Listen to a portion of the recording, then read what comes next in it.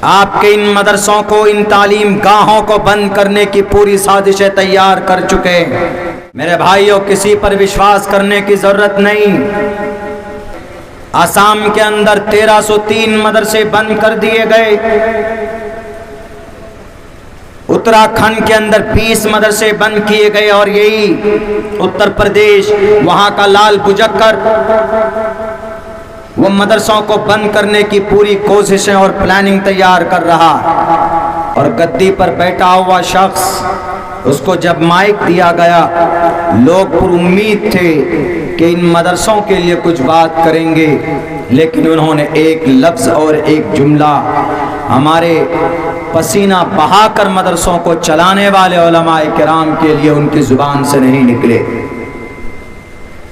इसीलिए मैं कहा करता हूं कि किसी भी सुपर पावर ताकत या किसी भी नेता पर उम्मीद करने की ज़रूरत नहीं है कि हम अपने मदरसों को ग्रांट दिलवाएंगे तब जाकर हमारा ये मदरसा चलेगा।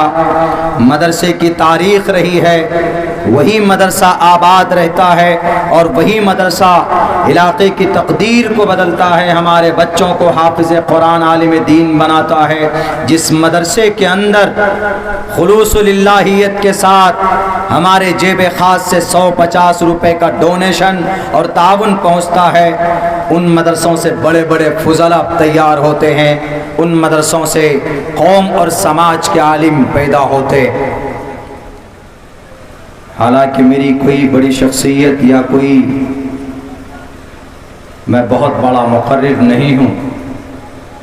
आपके इस स्टेज पर बड़े मुस्तनद मोहतरम उलमाए किराम पहुँचे हैं, जिनमें से खुसूसी तौर पर स्टेज पर अभी एक बड़े आलिम दीन जिनकी बातें बड़ी अच्छी होती है, हमारे शेख सनाउल्लाह मदनी तशरीफ़ फरमा है।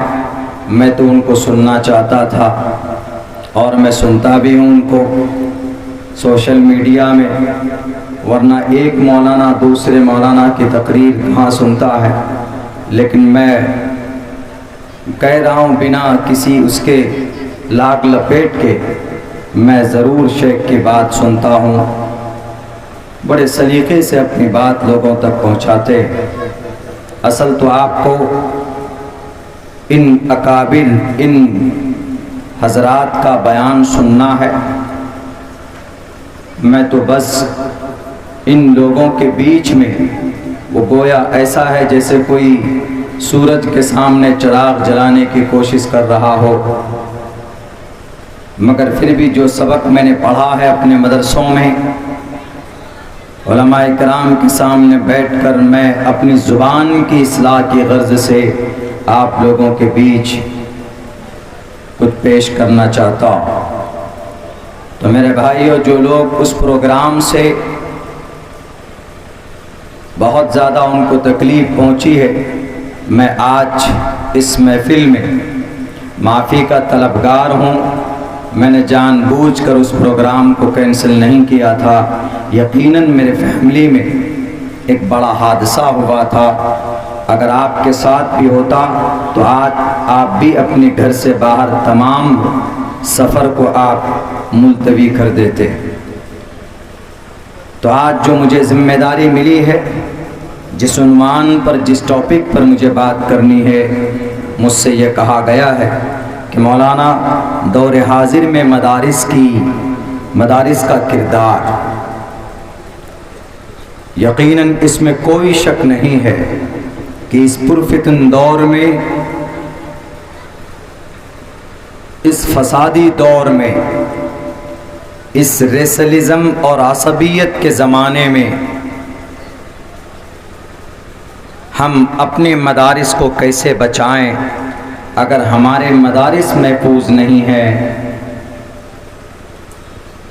तो यकीन जानिए आपका ईमान भी महफूज नहीं रह पाएगा।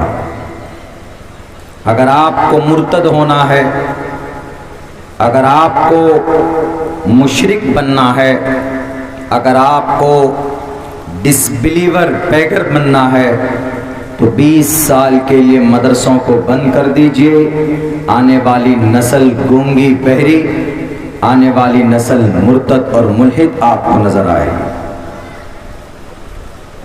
अल्लाह के खजाने में जो सबसे बड़ी कीमती दौलत है वो ईमान है, और ईमान की हिफाजत अगर कहीं से आज की इस तारीख में, बल्कि हिस्ट्री है, इतिहास है, अगर हमारे ईमान की हिफाजत अगर किसी जगह से होती है तो वो हमारे ये छोटे छोटे मदरसे हैं। क्योंकि अल्लाह के नबी अलैहिस्सलातु वस्सलाम की ज़ात अक़दस मौजूद नहीं। अल्लाह के नबी अलैहिस्सलातु वस्सलाम जिस शरीयत को, जिस कुरान को लेकर, जो कुरान आप पर उतरा, वही हमारे लिए सब कुछ है। अगर वो महफूज है, उसकी तालीम हम अपने बच्चों को देते हैं, अगर उसको हमने मजबूती से पकड़ा है तो हम कभी गुमराह नहीं हो सकते। और अगर वही दोनों चीज़ हमसे छूट जाए, कुरान और हदीस, तो मेरे भाइयों आपके ईमान की क्या हालत हो सकती है। आप कहाँ कहाँ पर अपने ईमान का सौदा करेंगे, इसका अंदाज़ा आप नहीं लगा सकते। इसलिए मैं कहता हूँ कि लोगों, अगर तुम्हारे घर में 2 वक्त की 2 रोटी बनती है तो 1 रोटी खुद के लिए और 1 रोटी जहाँ मदरसा है या मकतब है या किसी मस्जिद के अंदर कोई इमाम साहब बैठकर कुछ बच्चों को तालीम देता है तो आप 1 रोटी वहाँ पर भेजिए। इस ज़मीन पर सबसे मुक़द्दस हस्ती, सबसे मुक़द्दस जमात हमारे उलमा की, जो अपनी तमाम ख्वाहिशात को कुर्बान करके इन मदरसों को आबाद करते हैं, इन मदरसों को चलाते हैं। आपको अब्दुल्ला सालिम कहाँ से मिलेगा? मदरसे से ही मिलेगा। सनाउल्लाह मदनी कहाँ से मिलेंगे? मदरसे से ही मिलेंगे। शेख इरफान कहाँ से मिलेंगे? मदरसे से मिलेंगे। एहसान फारूकी साहब कहाँ से मिलेंगे? मदरसे से मिलेंगे। मदरसा नहीं तो कुछ भी नहीं। और मदरसा हमारे लिए फर्ज ऐन के दर्जे में है। आज इस वक्त अभी कुछ महीना पहले पटना के अंदर एक प्रोग्राम हुआ था। मैं उस प्रोग्राम में शरीक तो नहीं था, अलबत्ता मैं उसी प्रोग्राम की निस्बत पे मेरी हाज़िरी हुई थी। वहाँ पे पूरे बिहार से, कोने कोने से उलमाए कराम वहाँ पर पहुँचे और गद्दी पर बैठा हुआ शख्स, उसको जब माइक दिया गया, लोग पुरुम्मीद थे कि इन मदरसों के लिए कुछ बात करेंगे, लेकिन उन्होंने एक लफ्ज़ और एक जुमला हमारे पसीना बहाकर मदरसों को चलाने वाले उलमाए किराम के लिए उनकी ज़ुबान से नहीं निकले। इसीलिए मैं कहा करता हूँ कि किसी भी सुपर पावर ताकत या किसी भी नेता पर उम्मीद करने की ज़रूरत नहीं है कि हम अपने मदरसों को ग्रांट दिलवाएंगे तब जाकर हमारा ये मदरसा चलेगा। मदरसे की तारीख़ रही है, वही मदरसा आबाद रहता है और वही मदरसा इलाके की तकदीर को बदलता है, हमारे बच्चों को हाफिज़ कुरान आलिम दीन बनाता है। जिस मदरसे के अंदर खुलूसुलिल्लाहियत के साथ हमारे जेब ख़ास से 150 रुपए का डोनेशन और ताउन पहुँचता है, उन मदरसों से बड़े बड़े फुज़ला तैयार होते हैं, उन मदरसों से कौम और समाज के आलिम पैदा होते। मेरे भाइयों, किसी पर विश्वास करने की ज़रूरत नहीं। आपके इन मदरसों को, इन तालीम गाहों को बंद करने की पूरी साजिशें तैयार कर चुके हैं। आसाम के अंदर 1303 मदरसे बंद कर दिए गए। उत्तराखंड के अंदर 20 मदरसे बंद किए गए और यही उत्तर प्रदेश, वहां का लाल बुजक्कर वो मदरसों को बंद करने की पूरी कोशिशें और प्लानिंग तैयार कर रहा। उन्हें नहीं मालूम है कि अगर ये मदरसा ना होता तो आज जो जिस आज़ादी के साथ ये सांस लेते हैं भारत की धरती पर, इस मट्टी को आज़ाद करने के लिए जालिम अंग्रेज से मुकाबले के लिए सबसे पहले सीना तान कर कोई तबका अगर अंग्रेज के सामने खड़ा हुआ था तो वो उलमाए किराम का तबका था। हमारे मदारिस के प्रोडक्ट ना होते, उलमा हुफ्फाज ना होते, क्या ये देश आजाद हो जाता? आज जो नारे लगाते हैं कि ये देश मेरे अब्बा का, ये जुमला कहो, ये नारा लगाओ,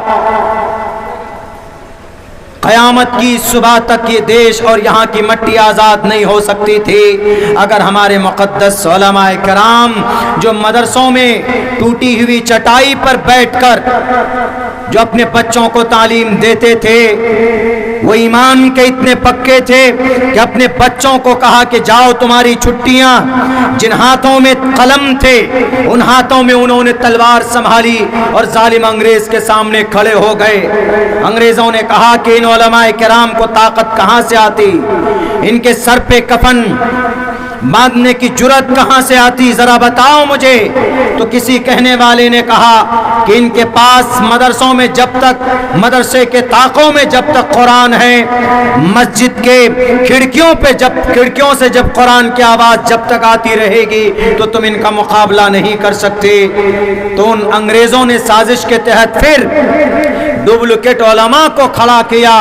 उन्हीं में से एक अंग्रेजों का एजेंट, अंग्रेज का गुलाम और उसका तलवे चाटने वाले, उसका चापलूस मिर्जा गुलाम अहमद कादियानी खड़ा हुआ था अंग्रेज के मंशा को पूरा करने के लिए। लेकिन फिर भी हमारे उलमा मैदान में आए और उन्होंने इस देश को आजाद कर कर दम लिया। 3 साल में दिल्ली के अंदर 3 साल की कलील मुद्दत में सिर्फ 15,000 प्योर उलमाए किराम को फांसी के फंदे पर लटकाया गया था।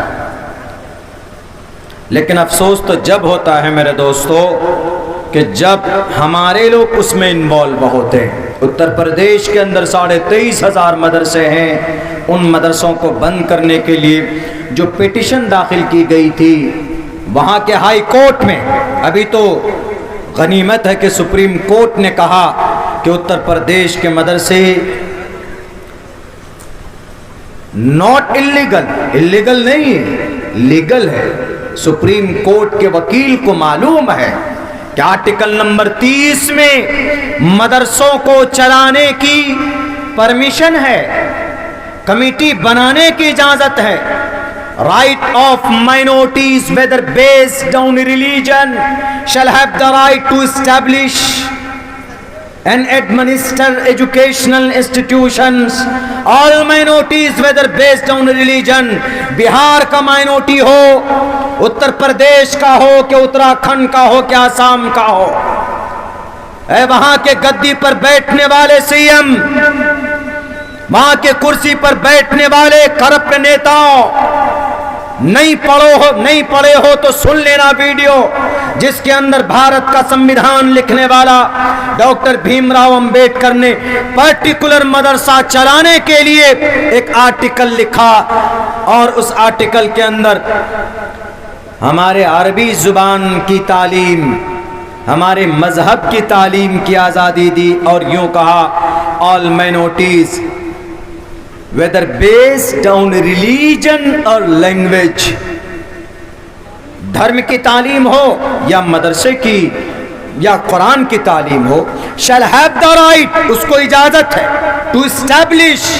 मदरसा कायम करने की इजाजत है, and administer, कमेटी बनाने की इजाजत, on their choice, वो अपनी मर्जी से मदरसा चला सकते हैं। इसके अंदर मदरसा चला रहे हैं मुसलमान, उनका मजहबी मामला बैरकैफ। उत्तर प्रदेश के अंदर हाई कोर्ट ने जब कहा था कि मदरसा इल्लीगल, मदरसों को बंद कर दिया जाए, तो आपको बड़ा अफसोस होगा उन मदरसों को बंद करने के लिए जो रिट, जो PIL दाखिल की गई थी हाई कोर्ट के अंदर, 4 मुसलमान थे, 4 PIL दाखिल करने वाले, यानी मीर जाफर मीर सादिक की औलाद आज भी हैं।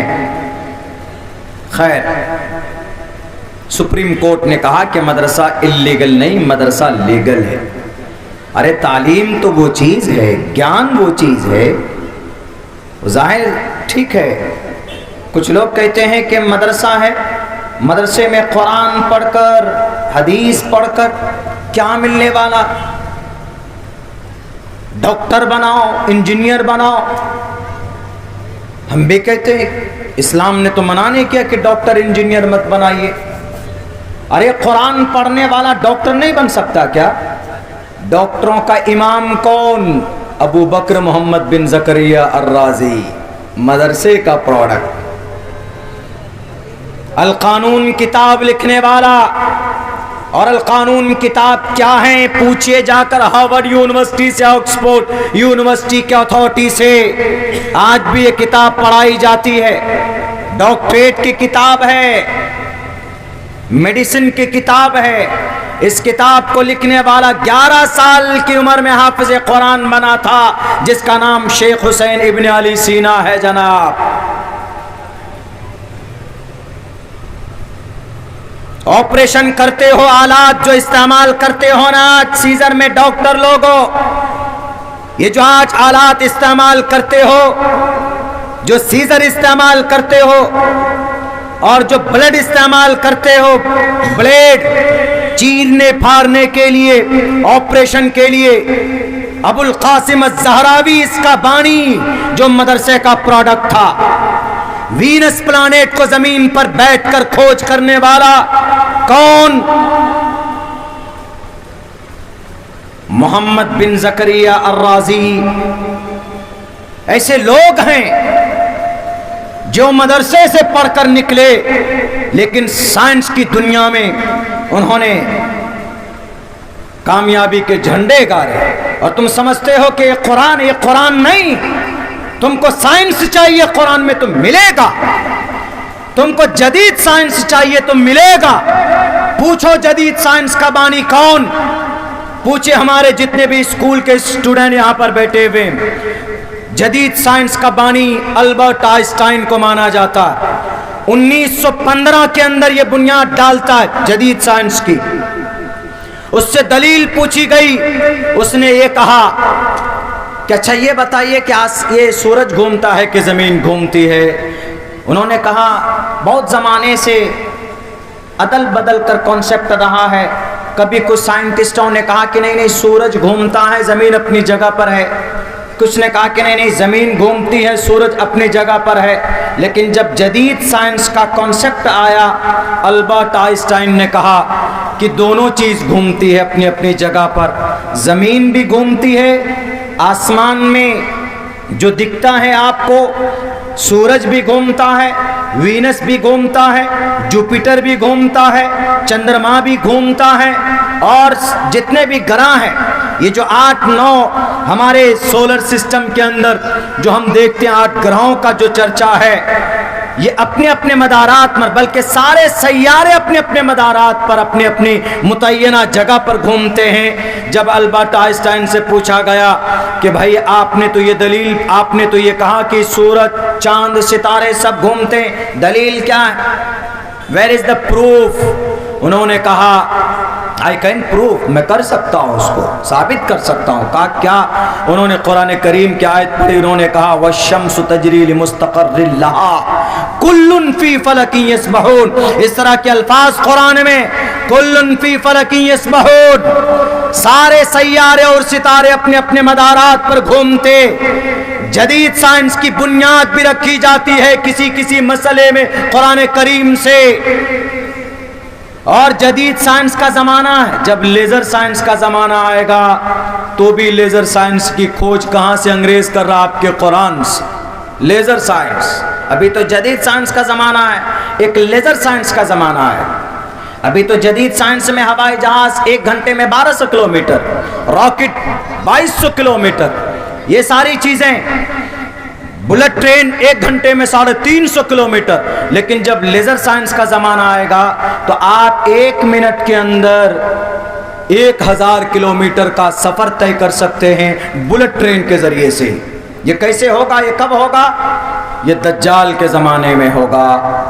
दज्जाल आएगा उस ज़माने में होगा, लेकिन ऐसा लेज़र साइंस का इस्तेमाल किया जा चुका है। कब? अब से 1450 साल पहले। मदरसों में मास्टर बनाने वाले कि मदरसे से कुरान निकाल दो, हदीस निकाल दो, बुखारी निकाल दो, साइंस पढ़ाओ। अरे आप जिस बुर्राक पर बैठकर गए थे, उस बुर्राक की रफ्तार लेजर साइंस के तरह मेडिकल साइंस वालों का कहना है कि प्रॉफेट मोहम्मद ने लेजर साइंस का इस्तेमाल किया था, जो अल्लाह के तरफ से वो चीज अता की हुई थी। यानी जिस लेजर साइंस को ये दुनिया फना होने के वक्त में इस्तेमाल किया जाएगा, उस लेजर साइंस का इस्तेमाल मोहम्मद रसूलुल्लाह सल्लल्लाहु अलैहि वसल्लम को अल्लाह ने 1450 साल पहले इस्तेमाल कराया। और उसकी रफ्तार इतनी थी कि मोहम्मद रसूलुल्लाह सल्लल्लाहु अलैहि वसल्लम जब मस्जिद अक्सा से सफर शुरू करते हैं, एक बुर्राक के ऊपर, हिंदू धार्मिक ग्रंथों के अंदर भी उनका चर्चा है, एश एशा इमाम है शतन निष्कान शतरजा त्रिनिष्ठान ने बरताम सहस्त्रा दशकौ नमः। इस मंत्र के अंदर भी उसका इशारा मिलता है, और भी कई सारे संस्कृत श्लोक के अंदर उसका चर्चा और तज़किरा मिलता। वो बुर्राक, उसकी रफ्तार इतनी थी कि जहां आपकी निगाह पड़ती है, जहां तक आंखें देख सकती थी, उसका पहला कदम पड़ता था। यानी इतनी रफ्तार अगर किसी टेक्नोलॉजी के अंदर हो सकती है, तो वो लेजर साइंस के जरिए पॉसिबल हो सकती है। और आज तुम उंगली उठाते हो नबी की जीवनी पर, आज तुम उंगली उठाते हो कुरान पर, आज तुम उंगली उठाते हो बुखारी पर, आज तुम उंगली उठाते हो मोहम्मद रसूलुल्लाह के पाकीज़ा तरीन सहाबाए कराम की जिंदगी पर। ए दुनिया तू नामुकम्मल है, अगर तू शरीयत इस्लाम से मदद न लेती, आज न साइंस की दुनिया में तू तरक्की कर पाती। और हमारे हिंदू भाई तो यूं कहते हैं, जहां कुरान पढ़ाया जाता वहां गीता भी पढ़ाओ। हम तो कहते हैं अच्छी बात है, पढ़ाइए गीता पढ़ाइए, नहीं अमल कीजिए। और कुरान में जो बातें हैं उस पर भी अमल कीजिए। गीता में पहली बात क्या है? गीता में पहली बात यह है, धर्म क्षेत्रे कुरुक्षेत्रे समवेतायोत्सवः मामका पांडवाश्चै किम कुरुवत् संजय। दंगा फसाद, कुतस्तवा कश्मलिदम विश्मे समुपस्थितम अनार्य जुष्टम कीर्ति कर्मजुना। ए अर्जुन बैठ मत, मुकाबला कर लड़। गीता में इस पर कोई एतराज है हमारे हिंदू भाई? नहीं। हमारे कुरान, हमारे हदीस पर फौरन एतराज। अरे मोहम्मद रसूलुल्लाह तो जंगे बद्र में तलवार लहराते हुए गए और 70 कुफ्फार को वासिले जहन्नम किया और 70 को पकड़ कर लाए। मैं कहा करता हूं कि मजहब बिना सियासत के, सियासत बिना तलवार के, तलवार बिना कलम के कामयाब नहीं। मजहब में सियासत जरूरी, इस्लाम में सियासत है, लेकिन आज कुछ सियासी लीडर जिन्होंने सियासत का माना बदल दिया, आज सियासत की दुनिया में उसको बड़ा नेता माना जाता जो सबसे बड़ा झूठा। हालांकि सियासत का मतलब खिदमत खल्क है, लफ्ज सियासत इस्लाम ने दिया। बैरक एतराज करते हैं, जंग जरूरी होती है कभी कभी। जंगे बद्र जरूरी थी। जंगे बद्र अगर नहीं होती तो मुशरिकीन मक्का, कुफ्फार मक्का जो साजिशें रच रहे थे, उनकी हिम्मत नहीं तोड़ सकते थे हम। उनकी हिम्मत तोड़ने के लिए जो तिजारती काफिला आ रहा था मुल्क शाम से, अल्लाह के नबी ने सोचा कि उसको रोका जाए, लेकिन वो काफिला बचकर निकल गया। अबू जहल आया पूरे लाओ लश्कर के साथ, 1000 के साथ आया, मिटाना चाहा। किसी ने कहा भी कि अबू जहल चलो हम चलते हैं, काफिला बचकर निकल चुका है, लड़ाई की कोई जरूरत नहीं है। उन्होंने कहा कि नहीं, आज तो मोहम्मद और उसके मानने वालों का सफाया करना पड़ेगा, इसीलिए चलो मुकाबला करेंगे। मोहम्मद रसूलुल्लाह को जब खबर पहुंची तो आप डरे नहीं, आप आए मैदान में आए, मुकाबला किया। 313 और इसी मैदान में पूरी वफादारी की मोहम्मद रसूलुल्लाह ने। दो सहाबी लेट से पहुंचे, पूछा कि कहाँ रुक गए? कहा कि अल्लाह के नबी काफिरों ने पकड़ लिया था, हमने उनसे वादा। उन्होंने पूछा कि मोहम्मद के साथ उनकी मदद के लिए जा रहे हो क्या? उन्होंने कहा कि नहीं, हम मदद नहीं करेंगे, हमने यह वादा किया। मोहम्मद रसूलुल्लाह ने कहा कि ठीक है, तुम वादा पूरा करो, तुम कुफ्फार के साथ लड़ाई नहीं करोगे वरना वादा खिलाफी होगी। जंग के मैदान में सारी चीजें जायज होती, लेकिन मोहम्मद रसूलुल्लाह सल्लल्लाहु अलैहि वसल्लम ने जंग के मैदान में भी वादे वफा को पूरा किया, जो वादा किया उसको पूरा किया। लाओ ऐसा लीडर, लाओ ऐसा जनरल, लाओ ऐसा बहादुर। ए दुनिया कयामत की सुबह तक तो मोहम्मद जैसा ऐसा बच्चा नहीं दिखा सकती कोई माँ जिसके कोख ने ऐसा बच्चा पैदा किया हो कि जंग के मैदान के अंदर भी काफिरों से किया हुआ वादा को पूरा किया। अल्लाह के नबी ने बद्र में अपने ही लोग थे, ऐसे ही महाभारत में कौरव पांडु अपने ही लोग थे। अब इस फर्क को भूल जाते हम, इसीलिए कहा करते हिंदू भाइयों से कि मेरे हिंदू भाइयों, डीपली रिसर्च कीजिए और इस रिसर्च के लिए तालीम गाह का होना बहुत ज़रूरी है। आज जो गलतफहमी है ना हमारे हिंदू भाइयों के समाज में, उनमें एजुकेशन नहीं है अपनी मजहबी ग्रंथ को लेकर। उनके धार्मिक ग्रंथ का एनालिसिस नहीं होता। जैसे हमारे यहाँ मकतब है, मदरसा है, कोशिश होती है, जैसे जफ़र अली साहब हैं, फारूक भाई हैं, इनकी पूरी टीम है कि बच्चों को तालीम दी जाए। वो अलग बात है कि हम लोग इतने कंसस नहीं हैं, लेकिन मुसलमानों कंसस होना पड़ेगा, फिक्रमंद होना पड़ेगा। आपको कोई इज्जत दिला सकता है, कोई चीज़ अगर कामयाब कर सकती है आपको, तो वो सिर्फ तालीम है, तालीम। नेल्सन मंडेला ने बहुत पहले कहा था, जब वो नेल्सन मंडेला साउथ अफ्रीका का गांधी 40 साल तक जेल में रहा, जब वो जेल से आया तो उसने कहा, education is the most powerful weapon which you can use to change the world. ऐ लोगों, दुनिया को बदलना चाहते हो तो तालीम को अपनाओ। मेरे हिंदू भाइयों से भी कहूंगा कि जो आज आपको नफरत का जो नशा सुंघाया जा रहा है, इससे बचाने का एक ही रास्ता है, इससे निकलने का, रियलिटी परखने का एक ही रास्ता है, वो है ग्रंथ, वो है तालीम। पढ़िए आप इस्लाम के ताल्लुक से, पढ़िए आप अपने ग्रंथ को भी। आपको तो लड़ा देता, अरे मोहम्मद तो इतने लड़ाकू थे, 9 तलवारें थी, 9 जंगों में खुद से शरीक हुए, 27 गज़वात हुए, 47 सरिया आपने भेजा, 23 साल नबूवत की थी और उसमें आप लड़ाई करते फिरते थे। आपके दिमाग में गलतफहमी बिठाई जाती है। लेकिन जब आप गीता पढ़ेंगे हमारे हिंदू भाई, जब उनका एनालिसिस करेंगे, जब उनके लिए कोई पाठशाला होगा, तो कोई भी मैटर और मसला हमारी शरीयत का हमारे उलमा अगर उठाते हैं, तो आप खुद को, जब आपको नॉलेज होगा तो आप फिर कंपेयर करेंगे कि नहीं ये बात ग्रंथ में लिखी हुई। इसीलिए कृष्ण जी ने कहा था किसी ज़माने में अपने वेदों, अपने गीता के अंदर में, कि तस्मात् शास्त्रम परमाणम तिकार्य अकार्य व्यवस्थितो ज्ञात्वा शास्त्र विधानोक्तम कर्म कर्तुमर्हसि, कि तुम जब तक अपने ग्रंथों को नहीं पढ़ोगे तो उस वक्त तक तुमको सीधा रास्ता नहीं मिल सकता। हमारा कुरान खुले लफ्जों में इशारा करता हमारे मुसलमानों को, फस्अलू अहल ज़िक्र इन कुंतुम ला तालमून,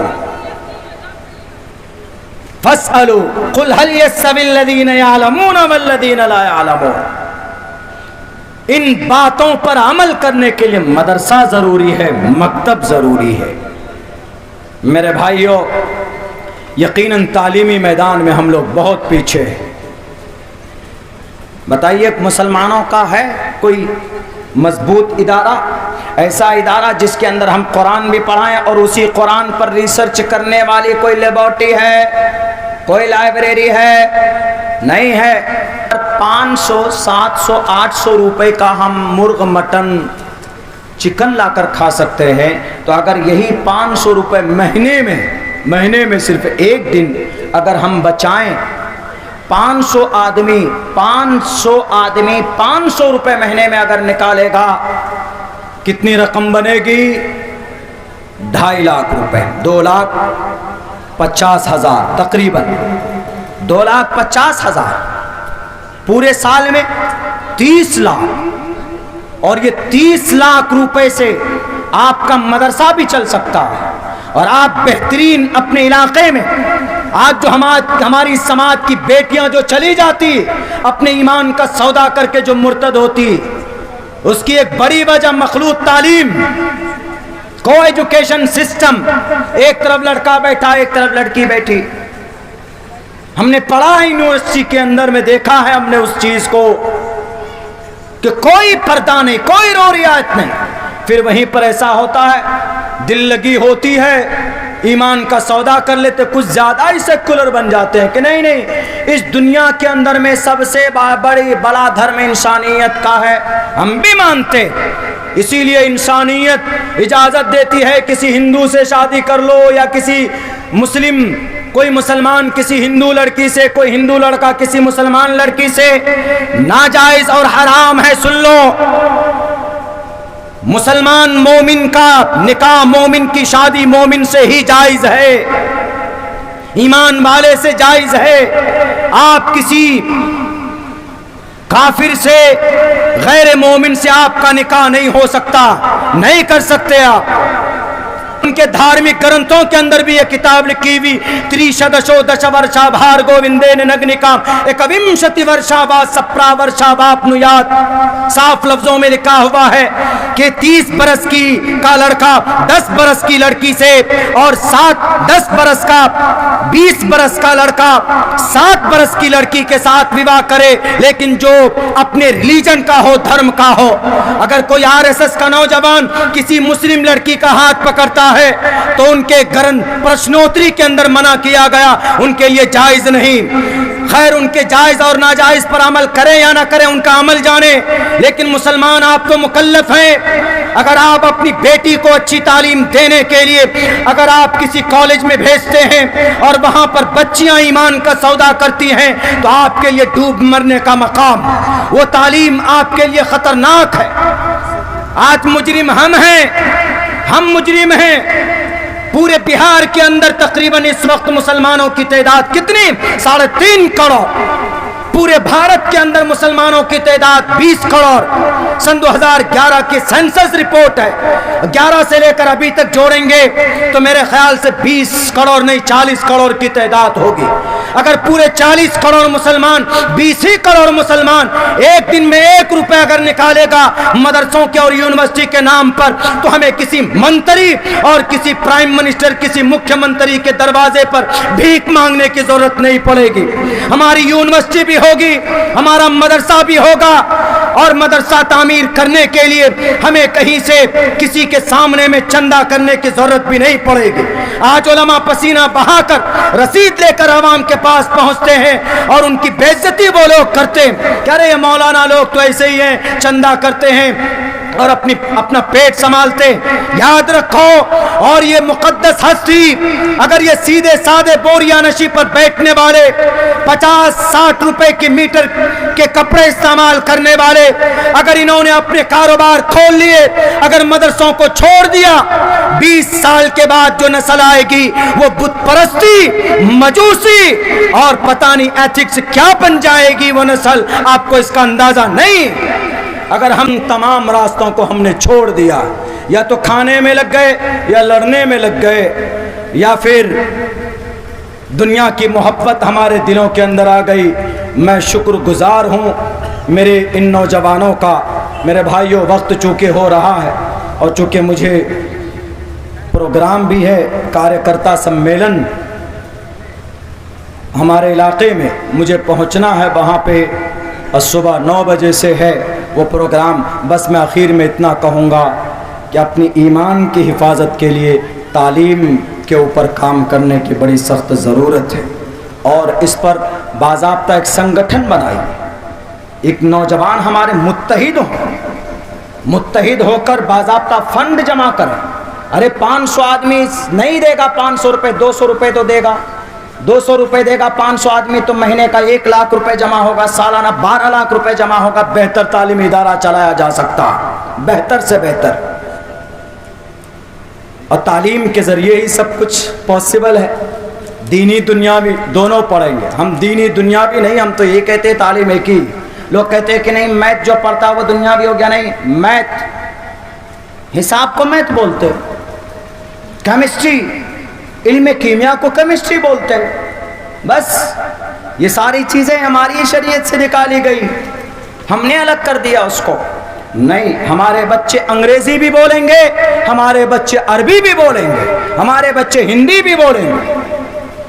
ये सारी तालीम पर काम करने की ज़रूरत है और एक संगठन बनाइए, लोगों मुत्तहिद हो जाओ, अपनी बच्ची के लिए तालीमी इदारा अलग कायम करो। हम गाली देते हैं कि बच्चियां हमारी मुर्तद हो गई या यूनिवर्सिटी में जाती तो उसके पर्दे उतारे जाते, उसका नकाब उतारा जाता। तो आपने यूनिवर्सिटी क्यों नहीं बनाया जनाब? आपसे मुराद हमारे लीडरान जो बड़ी बड़ी मिल्ली तंजीमों के लोग हैं। आज बच्चियां मुर्तद होती है गुर्बत की वजह से। मेरा इलाका सबसे ज्यादा गरीब है। शादी करने के लिए बूढ़ी माँ, कल बूढ़ा बाप कल जुमे की नमाज में वो अपनी तोतली हुई कमजोर लरसती हुई जुबान में कहता है कि मेरी बेटी की शादी करानी है, मुझे 5-10 रुपए से ताउन पेश कीजिए।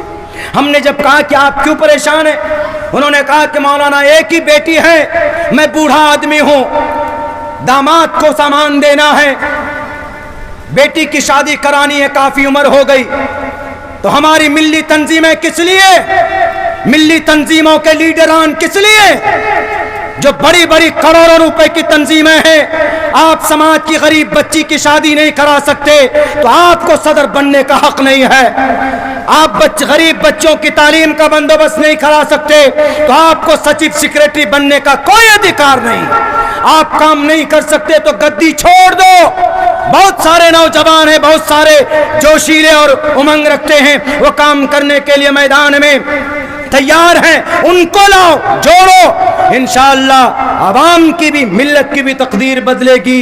और जो गुर्बत की वजह से बेटियां मुर्तद होती हैं, इस बीमारी के ऊपर भी, इस बीमारी को भी, इस पर कंट्रोल पाया जा सकता बड़ी आसानी के साथ। मेरे भाइयों वक्त कम है, मैं बहुत कुछ बोल चुका हूँ, मुझे तो शेख को सुनना था। शेख से भी माफ़ी मांगता हूँ कि मैंने आपके सामने में इतनी देर, मैंने थोड़ी ज़्यादा देर वक्त ले लिया, मैंने माफ़ी का तलबगार। बाकी पुरमग़्ज़ खिताब हमारे शेख का होगा, वो आप लोग सुने दिल जमी के साथ। बस एक ही बात आखिर में कहूँगा, तालीम पर काम कीजिए, सोशल काम कीजिए, संगठन बनाइए और अपने समाज को कैसे आगे लेकर जाएंगे इस पर भी थोड़ा फिक्र करने की कोशिश कीजिए। तो इंशाअल्लाह कुछ लोग मिल बैठेंगे तो ज़रूर इस मसले का भी हल होगा। बहुत बहुत शुक्रिया, जज़ाकल्लाह। अस्सलामु अलैकुम वरहमतुल्लाहि वबरकातुहू। माशाअल्लाह हज़रत महतरम, आपने देखा कि आपके सामने इस वक्त हालात की निगाह और हालात की बारीकी को समझने वाला आलिम नबील आपके सामने पेश कर रहे थे। मेरी पेशानी की सलवटों पे ये शेर आ रहा था कि ख्याल मन करार मन, तू ही तो है ये करार मन, ख्याल मन करार मन, तू ही तो है ये करार मन, बज़्म का तो अंजुमन, तकदीर में है बाग बन, तकदीर में है बाग बन।